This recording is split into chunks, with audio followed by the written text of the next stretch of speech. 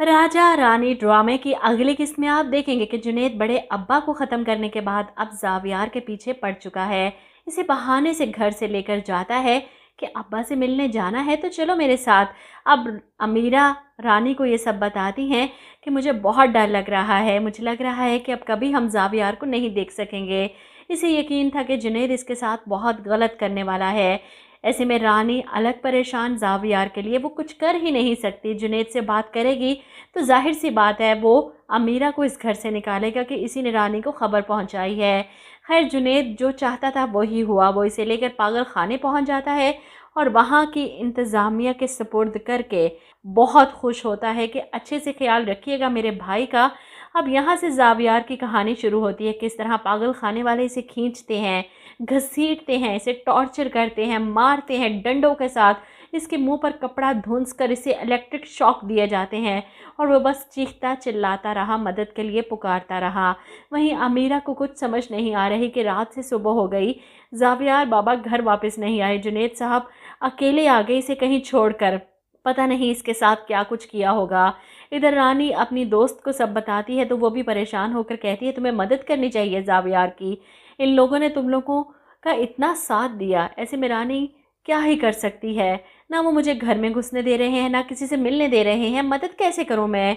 वहीं जुनैद के बाप को जब पता चलता है कि ज़ावियार घर पर नहीं, जुनैद इसे लेकर गया है, कहीं छोड़ आया, तो वो अपनी बीवी से सवाल करते हैं जुनैद ने ज़ावियार को इस वक्त कहाँ छोड़ा है।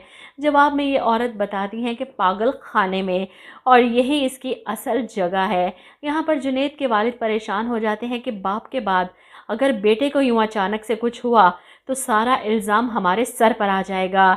इसलिए वो जुनैद से कहते हैं कि ज़ावियार को कुछ नहीं होना चाहिए, जिस पर जुनैद जवाब देता है कि इतना तो ज़रूर होगा कि हमेशा के लिए पागल हो जाए।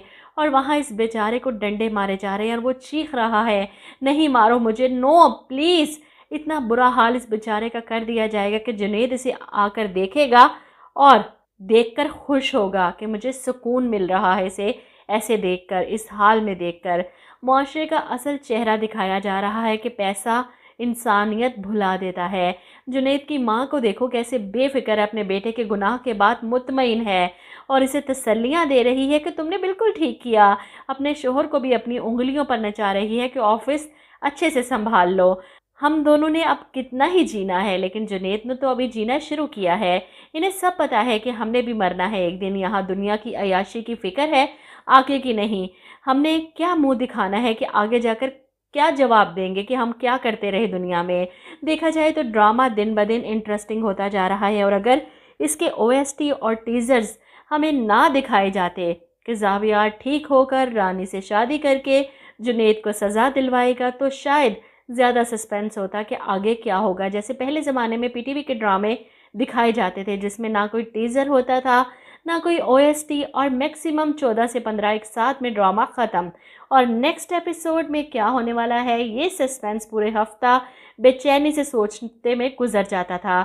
जब एक टीवी होता था और सब घर वाले इकट्ठे, ना कोई बेहयाई ना कोई फजूल ड्रेसिंग। खैर बात कहाँ से कहाँ निकल गई। मतलब मेरा ये था कि अब तो ड्रामे शुरू होने से पहले ही इसका एंड दिखा दिया जाता है इसके टीज़र्स में। आप लोग क्या कहते हैं इस बारे में, कमेंट करके ज़रूर बताइएगा।